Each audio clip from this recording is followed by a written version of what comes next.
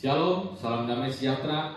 Puji Tuhan, hari ini kita kembali atas kemurahan Tuhan tentunya boleh berjumpa dalam ibadah online kita. Dan hari ini secara khusus kita memperingati hari pencurahan Roh Kudus, yaitu hari Pentakosta, di mana 2000 tahun yang lampau untuk pertama kalinya Roh Kudus dicurahkan kepada murid-murid Kristus. Mari kita buka firman Tuhan kita pada hari ini yang saya ambil dari Kisah Para Rasul 1 ayat yang ke-8. Dan saya percaya ayat ini banyak sekali mungkin dibacakan pada hari ini. Dan tema kita pada hari ini adalah menjadi saksi Kristus. Kisah Para Rasul 1 ayat yang ke-8, tetapi kamu akan menerima kuasa kalau Roh Kudus turun ke atas kamu, dan kamu akan menjadi saksiku di Yerusalem dan di seluruh Yudea dan Samaria dan sampai ke ujung bumi. Jika mengacu pada waktu dan tempat di mana itu terjadi, memang betul itu dikatakan Yesus kepada para murid-muridnya di atas Bukit Zaitun menjelang kenaikannya ke sorga pada hari ke-40 semenjak kebangkitannya. Tapi sebetulnya makna dan tujuan dan arti daripada ayat ini tidak hanya dinyatakan pada murid-muridnya saja sebetulnya, pesan daripada Yesus sebelum dia naik ke sorga itu. Atas dasar apa? Karena di ayat tersebut dikatakan bahwa dan kamu akan menjadi saksiku di Yerusalem dan di seluruh Yudea dan Samaria dan sampai ke ujung bumi. Pertanyaannya, apakah benar para murid-muridnya pada waktu itu berhasil melakukan pelayanannya sebagai saksi Kristus sampai ke ujung bumi? Tentu tidak, karena mereka dibatasi oleh umur. Sebelum mereka sampai ke ujung bumi, mereka sudah dipanggil oleh Tuhan. Jadi ayat ini jelas mengatakan bahwa sebetulnya pesan ini adalah pesan berantai yang dikatakan kepada murid-muridnya dan murid-muridnya dan murid-muridnya yang akan datang. Artinya pesan ini berlaku bagi semua orang percaya kepada Kristus dan memposisikan dirinya sebagai murid Kristus, memposisikan Kristus sebagai pemimpin dalam kehidupannya, sebagai guru yang agung, sebagai Tuhan dalam hidupnya. Maka saudara dan saya sebagai orang percaya jika mendapatkan pesan yang sama. Dan pesannya adalah, tetapi kamu, yaitu kita, akan menerima kuasa kalau Roh Kudus turun ke atas kamu, kita. Artinya Roh Kudus turun ke atas kita, lalu kita akan menerima kuasa. Tapi tidak berhenti sampai di situ. Perhatikan koma. Dan kamu, yaitu kita, akan menjadi saksiku. Punya huruf besar berarti Yesus Kristus di Yerusalem dan di seluruh Yudea dan Samaria dan sampai ke ujung bumi.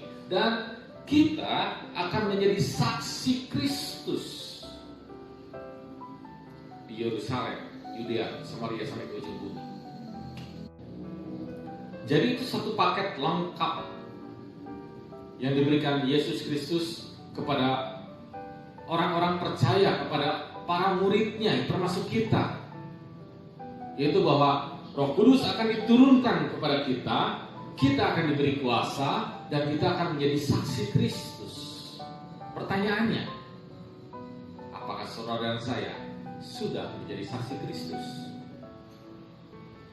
Begitu mendengar perkataan saksi Kristus, menjadi saksi, pemikiran kita langsung, waduh, saya harus jadi pendeta, saya harus bersaksi di mana-mana, saya harus masuk dalam gereja, berdiri di atas mimbar, menyaksikan kasih Kristus. Kebanyakan orang berpikir seperti itu. Tapi saya mau katakan bahwa ada perbedaan antara bersaksi dengan menjadi saksi, antara bersaksi dengan menjadi saksi. Bersaksi adalah menceritakan sebuah pengalaman, sebuah perjalanan mungkin, atau sesuatu hal yang terjadi dalam kehidupan kita. Dan itu bisa dilatih. Itu bisa kita susun kata-katanya, kemudian kita ceritakan kepada orang lain. Kita bisa persiapkan itu, segala sesuatunya. Dan kita bersaksi di tempat-tempat yang memang memungkinkan untuk hal itu terjadi. Ada waktu dan kesempatannya. Itu bersaksi. Tapi kalau menjadi saksi Kristus, menjadi saksi, itu tidak berbicara hanya pada satu kesempatan saja kita menceritakan sesuatu. Tapi dalam seluruh kehidupan kita menggambarkan bahwa kita itu menjadi saksi Kristus. Di sini berbicara tentang sebuah status menjadi saksi Kristus. Dimanapun dan kapanpun kita berhadapan dengan siapapun dalam kondisi seperti apapun, orang bisa jelas melihat bahwa kita adalah saksi Kristus. Tanpa kita bersaksi di atas mimbar, tanpa kita berkhotbah, orang bisa tahu, orang bisa lihat dari perkataan, perbuatan, pemikiran kita, jalan kehidupan kita, bahwa kita jelas adalah saksi Kristus. Jadi menjadi saksi tidak hanya sekedar bersaksi, namun orang bisa melihat, merasakan, dan tahu siapa jati diri kita. Amin. Dengan kata lain, menjadi saksi Kristus artinya memperlihatkan, menyaksikan, memperagakan bagaimana Kristus hidup di dalam kita. Kuasanya yang tadi kita bahas di awal, powernya yang diturunkan itu nyata dalam kehidupan kita. Amin. Sudah siap menjadi saksi Kristus? Wah, ternyata gak mudah ya. Ternyata saksi Kristus itu tidak hanya terbatas dalam satu kesempatan saja. Saya harus bersaksi, tapi dalam seluruh kehidupan kita. Rasanya saya gak bisa, Pak. Kayaknya masih banyak kelemahan, masih banyak kekurangan dalam diri saya. Bagaimana mungkin saya bisa menjadi saksi Kristus? Jelas, kita tidak akan mampu. Kita tidak akan mampu menjadi saksi Kristus. Karena itu, seperti yang tadi firman Tuhan sampaikan, karena itu Roh Kudus akan diturunkan dan kita akan menerima kuasa sehingga kita bisa menjadi saksi Kristus. Itulah fungsi daripada pencurahan Roh Kudus. Dicurahkannya Roh Kudus agar menjadi saksi Kristus. Konteksnya menjadi saksi Kristus. Dan gak usah bingung tentang apa itu Roh Kudus, bagaimana cara kerjanya, bagaimana saya bisa merasakan Roh Kudus masuk dalam kehidupan saya, bagaimana saya bisa merasakan bahwa Roh Kudus bekerja dalam kehidupan saya, memberikan suatu power, suatu kekuatan dalam kehidupan saya. Karena kita bisa belajar dari firman Tuhan bahwa ada dua hal yang pasti terjadi. Saya katakan sekali lagi, ada dua hal yang pasti terjadi ketika Roh Kudus itu dicurahkan, masuk dalam kehidupan kita dan memberikan kuasa. Ada dua hal yang pasti terjadi, yaitu yang pertama adalah menghasilkan buah roh. Yang pertama adalah menghasilkan buah roh.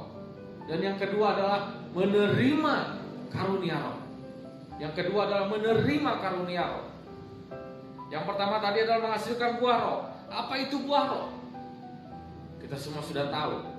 Mari kita buka firman Tuhan dalam Galatia 5 ayat 22. Galatia 5 ayat 22. Tetapi buah roh ialah ada 9 buah roh, yaitu kasih, sukacita, damai sejahtera, kesabaran, kemurahan, kebaikan, kesetiaan, kelemah lembutan, penguasaan diri. Tidak ada hukum yang menentang hal-hal itu. Jadi ketika Roh Kudus itu turun, lalu dia masuk dalam kehidupan kita, maka dia ada sesuatu yang dikerjakan di dalam diri kita, di dalam kehidupan kita. Jadi cara kerja dari menghasilkan buah roh itu, ingat, perlu digarisbawahi bahwa dia mengerjakan sesuatu yang di dalam, dan akan timbul perubahan dari dalam diri kita. Perubahan itu disebutlah dengan buah roh. Dulu kita berusaha mengasihi, berusaha berbuat kasih. Dulu kita mungkin berusaha bersuka cita dalam segala keadaan. Dulu sebelum Roh Kudus itu masuk dalam kehidupan kita memberikan sebuah kuasa, kita berusaha hidup setia. hidup dalam kelemah lembutan, kesabaran, penguasaan diri. Tapi seringkali kita gagal. Seringkali kita tidak mampu melakukannya. Tapi ketika Roh Kudus itu dicurahkan masuk dalam kehidupan kita, maka dia akan merubah yang di dalam ini, yang gak bisa ini menjadi bisa. Kita akan bisa mampu berbuat kasih karena ada kuasa dalam diri kita. Kita akan mampu bersukacita dalam segala keadaan karena bukan kita yang mampu, tapi kuasa itu, Roh Kudus itu yang dicurahkan, yang akan memampukan diri kita. Jadi jelas ada perbedaannya. Kita bisa melihat, bisa merasakan. Orang lain itu bisa melihat, merasakan bahwa ketika seseorang dinyatakan dicurahkan Roh Kudus masuk dalam kehidupannya, mengerjakan sesuatu, memberikan suatu kuasa, maka dia akan terlihat mampu melakukan hal yang sebelumnya dia tidak mampu. Jadi penting digarisbawahi bahwa Roh Kudus memberikan kuasa yang merubah di dalam kita, yaitu karakter kita. Ada 9 hal yang tadi yang akan dihasilkan dari buah roh itu. Amin. Nah, lalu apa karunia roh? Karunia roh dalam 1 Korintus 12 ayat 8 sampai yang ke-10 dikatakan, sebab di sini pun karunia roh ada 9. Sebab kepada yang seorang roh memberikan karunia untuk berkata-kata dengan hikmat, dan kepada yang lain roh akan sama memberikan karunia berkata-kata dengan pengetahuan.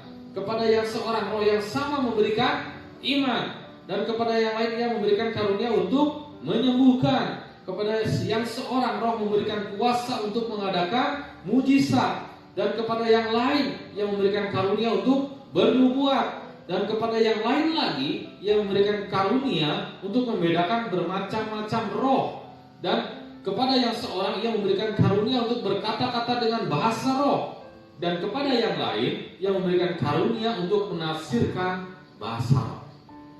Ada 9 buah roh, ada 9 karunia roh. Jika tadi buah roh itu merubah yang di dalam kita, maka karunia roh berbicara tentang mengeluarkan sesuatu dalam diri kita yang tadinya kita tidak mampu, kita mampu perbuat pada akhirnya. Karena ada Roh Kudus dicurahkan dan memberikan kuasa dalam kehidupan kita. Ya. Dulu kita nggak bisa berkata-kata hikmat. Dulu boro-boro kita bisa berbahasa roh. Dulu kita nggak bisa menyembuhkan orang sakit. Tidak bisa mengadakan mujizat kesembuhan. Ada banyak hal yang kita tidak bisa. Tapi karena Roh Kudus turun dalam kehidupan kita, dia mencurahkan kuasanya bagi kita, maka oleh karunia itu kita dimampukan untuk kita bisa memberikan nasihat, berkata-kata hikmat. Juga kita bisa mendoakan orang dan menjadi sembuh. Kita bisa membuat mujizat mungkin. Itu pekerjaan daripada Roh Kudus yang disebut dengan karunia roh. 9 buah roh, 9 karunia roh. Kalau ditanya bagi sebagian orang, lebih suka yang mana? Ada banyak orang percaya, ada banyak orang Kristen memilih karunia roh. Mengapa? Karena memang terlihat oleh sesama kita, terlihat oleh manusia jelas bagaimana kita bisa punya karunia menyembuhkan yang luar biasa. Bagaimana kita bisa mempunyai suatu kata-kata hikmat. Karena yang buah roh itu di dalam, kalau ini expose, dikeluarkan. Jelas lebih menarik secara manusia. Dan contoh yang paling sering terjadi yaitu dalam karunia bahasa roh, dalam karunia bernubuat, itu banyak sekali yang keluar dari konteksnya. Bahasa roh dipakai untuk menentukan standar kualitas kerohanian seseorang. Itu sudah keluar dari konteks. Bagaimana ketika seseorang sudah mencapai bahasa roh, maka dia terlihat layak untuk melayani Tuhan. Dia terlihat rohani, dia terlihat sesuatu yang luar biasa, hidupnya sudah kudus, sudah suci, sudah benar. Orang yang belum mendapat karunia itu berusaha mengejar itu karena standarnya yang ditentukan manusia itu harus seperti itu. Ini sudah keluar dari konteks. Karena konteksnya jelas bahasa roh hanya salah satu dari 9 karunia roh yang Tuhan sediakan. Dalam konteksnya apa? Menjadi saksi Kristus seperti yang awal. Itu semua ditujukan untuk memperlengkapi kita, konteksnya untuk menjadi saksi Kristus. Jadi ketika seorang mengejar salah satu karunia tersebut, supaya orang bisa melihat dia, supaya kualitas kerohanian sudah dianggap layak, sudah keluar dari konteks. Oh, jadi bahasa roh tidak penting, Pak? Oh, sangat penting. Rugi kalau saudara belum punya bahasa roh. Harus minta kepada Tuhan. Tapi tujuannya apa? Untuk menjadi saksi Kristus, untuk memperlengkapi pelayanan kita, memperlengkapi pelayanan kita. Bukan untuk show, bukan untuk menyatakan status kerohanian kita. Karena itu anugerah, karunia itu anugerah dari Tuhan. Kita hanya bisa meminta. Jika saudara baca dalam 1 Korintus 12 tadi, keterusannya dikatakan di ayat selanjutnya bahwa menurut kehendak Tuhan, dinyatakan menurut kehendak Tuhan, bukan keinginan kita. Jadi nggak usah dikejar. Kalau Tuhan sudah kasih pada waktunya, Tuhan pasti kasih dan Tuhan pasti perlengkapi pelayanan kita. Amin. Rugi kalau saudara belum punya bahasa, karena bahasa roh itu fungsi utamanya adalah menguatkan diri kita, menyampaikan doa-doa yang tidak bisa didengar oleh si iblis. Suatu penghiburan yang luar biasa ketika kita bisa berdoa dalam bahasa roh kepada Tuhan, untuk membantu kita pergumulan kita. Tapi ingat sekali lagi konteksnya dalam menjadi saksi Kristus. Mengapa Tuhan berikan karunia bahasa roh itu? Karena dalam melayani Tuhan, dalam menjadi saksi Kristus dalam seluruh kehidupan kita, itu bukan hal yang mudah. Tuhan tahu ada banyak pergumulan, ada banyak kesulitan, ada banyak tantangan, ada banyak cobaan, ujian ketika menjadi saksi Kristus. Sehingga ada suatu keadaan yang membuat kita berat rasanya, membuat kita tidak mampu. Nah, disitulah karunia roh itu muncul, bahasa roh itu muncul sebagai kekuatan bagi kita. Sehingga ketika kita menyampaikan sesuatu kepada Tuhan dalam bahasa roh, kita dikuatkan kembali, kita disegarkan kembali, rasanya beban itu diangkat luar biasa, dan kita menjadi siap lagi, menjadi semangat lagi, menjadi kuat lagi untuk menjadi saksi Kristus. Nah, kalau begitu, mana yang lebih utama? Buah roh atau karunia roh? Ini bukan soal yang mana yang lebih utama. Ini bukan soal mana yang lebih penting. Tapi dua hal ini Tuhan kerjakan dalam kehidupan kita untuk memperlengkapi kita dalam konteksnya sebagai saksi Kristus, untuk menjadi saksi Kristus. Karena begini, misal seseorang yang punya karunia kesembuhan, itu akan berhubungan, akan diperlengkapi dengan buah roh yang namanya kesabaran. Karena untuk sembuh, seseorang juga harus punya karakter sabar. Dan jika saudara perhatikan pada gambar yang saya akan tayangkan, ya, di sini jelas-jelas ada beberapa hubungan antara 9 buah roh dan 9 karunia roh. Dan itu disediakan Tuhan untuk memperlengkapi, yaitu hikmat untuk membutuhkan kasih, pengetahuan membutuhkan sukacita, iman membutuhkan damai sejahtera, kesembuhan membutuhkan kesabaran, mujizat membutuhkan kemurahan, bernubuat membutuhkan kebaikan, membedakan roh membutuhkan kesetiaan, bahasa roh membutuhkan kelembutan, dan menafsirkan bahasa roh itu membutuhkan penguasaan diri. Jadi jelas, 9 buah roh, 9 karunia roh Tuhan sediakan menurut kehendaknya, dengan caranya yang ajaib, sesuai waktu Tuhan. Dia akan sediakan dalam kehidupan kita, dalam konteksnya menjadi saksi Kristus. Amin. Sebagai penutup firman Tuhan ini, saya ingin menyampaikan korelasi yang kuat antara firman Tuhan hari ini dengan keadaan kita yang sedang kita jalani pada hari-hari ini. Karena firman Tuhan itu sesuatu yang kekal, sesuatu yang hidup, sesuatu yang tidak lekang oleh zaman, dan dia sanggup menjawab setiap persoalan dalam konteks keadaan zaman seperti apapun. Firman Tuhan selalu akan menjadi jawaban dalam kehidupan kita. Amin. Dan sesuai dengan yang sudah kita sama-sama dengar hari ini tentang bagaimana Roh Kudus dicurahkan dalam kehidupan orang percaya, yaitu kehidupan saudara dan saya, dan kita akan diberikan suatu kuasa untuk menjadi saksi Kristus. Menjadi saksi Kristus seperti yang sudah kita tahu, bukan bicara tentang kita bersaksi, kita berkhotbah pada waktu dan kesempatan tertentu, tapi menjadi saksi Kristus adalah memperagakan, memperlihatkan kuasa yang Tuhan berikan dalam kehidupan kita, sehingga orang boleh mengenal siapa Yesus Kristus, Tuhan Juru Selamat yang kita sembah itu. Dan saya kasih tahu, inilah saat yang paling tepat menyatakan diri kita sebagai saksi Kristus,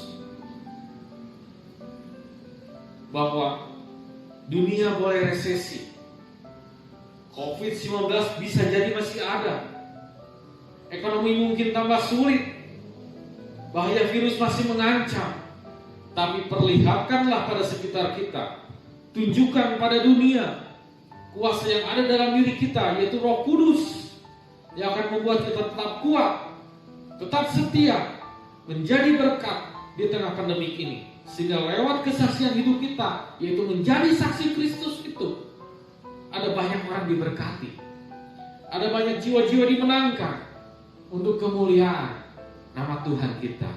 Amin. Haleluya. Firman Tuhan saya cukupkan sampai di sini, dan mari saya undang jemaat Tuhan untuk bangkit berdiri. Mari kita sama-sama katakan dengan iman kita lagu ini. Mari kita sama-sama menyanyikan dengan sungguh hati bahwa kita rindu akan aliran Roh Kudus, akan curahan Roh Kudus dicurahkan dalam kehidupan kita, sehingga kita bisa menjadi saksi Kristus. Amin. Haleluya. Yesus.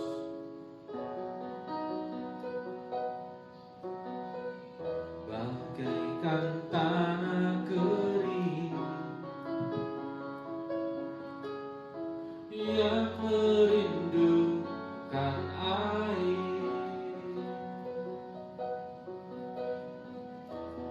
demikianlah jiwaku haus akan Engkau. Ku rindu selalu hadirmu Yesus, hadirmu di hidupku, memulihkan jiwaku, hapuskan air mataku. Katakan mengalir, mengalirlah kuasa Roh Kudus, mengalirlah di tempat ini, mengalirlah, oh Roh Kudus, pulihkanku, mengalirlah, mengalirlah kuasa Roh Kudus, mengalirlah di hati kami, mengalirlah di hati kami, mengalirlah, oh Roh Kudus, pulihkanku. Mari jemaat Tuhan, kita mau tundukkan kepala kita, kita mau satukan hati kita di dalam doa kita kepada Yesus Kristus. Terima kasih ya Tuhan, buat semua keajaiban-Mu Tuhan, buat semua karya-Mu yang demikian dahsyat Tuhan yang terjadi dalam kehidupan kami ya Tuhan. Terima kasih atas Roh Kudus yang sudah masuk dalam kehidupan kami Tuhan, dan sudah memberikan kami kuasa itu ya Tuhan. Kami mengimaninya, kami sudah terima curahan Roh Kudus, dan kuasa itu sudah tinggal dalam kehidupan kami ya Tuhan. Karena itu dengan iman percaya kami katakan kami akan menghasilkan buah roh ya Tuhan, dan kami akan mempunyai karunia-karunia roh. Ajar kepada kami ya Tuhan, lewat semua yang sudah Engkau beri, yang sudah semua Engkau perlengkapi untuk kami menjadi saksi Kristus, sehingga lewat kehidupan kami nama-Mu saja yang akan ditinggikan, dipermuliakan ya Tuhan. Kami boleh menjadi saksi Kristus yang berkenan kepada-Mu ya Tuhan. Terima kasih Yesus. Menyerahkan untuk seluruh jemaat GSPDI Philadelphia Immanuel Cimahi, dari yang paling muda sampai yang lanjut usia, semuanya dalam pemeliharaan-Mu, semuanya dalam pimpinan-Mu Tuhan, semuanya dalam berkat-Mu saja ya Tuhan. Dan Kau menyertai, memimpin dan memberkati dalam setiap perjalanan hidup kami ya Tuhan. Mulai usaha kami, mulai pekerjaan kami, apapun yang sedang kami usahakan, kerjakan Kau buat berhasil ya Tuhan. Baik itu dalam studi kami ya Tuhan. Dan jika ada pada hari-hari ini Tuhan, jemaat yang sedang membutuhkan pekerjaan, jemaat yang sedang ada dalam kesulitan secara ekonomi, yang punya kelemahan tubuh Tuhan, saat ini Tuhan, dengan sepenuh hati kami katakan Tuhan, kuasa Roh Kudus itu dicurahkan dalam kehidupan kami ya Tuhan. Kau bukakan jalan-jalan bagi kehidupan mereka ya Tuhan. Kau membuat mereka semua bangkit kembali ya Tuhan. Semangat lagi Tuhan, boleh mengalahkan segala sakit, penyakit, kelemahan tubuh. Mereka boleh kembali Tuhan, punya suatu penghasilan yang baik ya Tuhan. Ekonomi yang kembali dipulihkan, rumah tangga yang kembali dipulihkan. Kami percaya lewat hari pencurahan Roh Kudus ini Tuhan, kuasa Roh Kudus itu sedang mengerjakan sesuatu yang ajaib, luar biasa dalam kehidupan kami semua ya Tuhan. Terima kasih Yesus. Sebentar Tuhan, seluruh jemaat-Mu juga akan menerima berkat daripada ibadah ini ya Tuhan. Mari jemaat Tuhan yang mau terima berkat daripada Tuhan Yesus Kristus, angkat kedua tanganmu dan katakan amin untuk setiap perkataan yang engkau percayai dengan iman.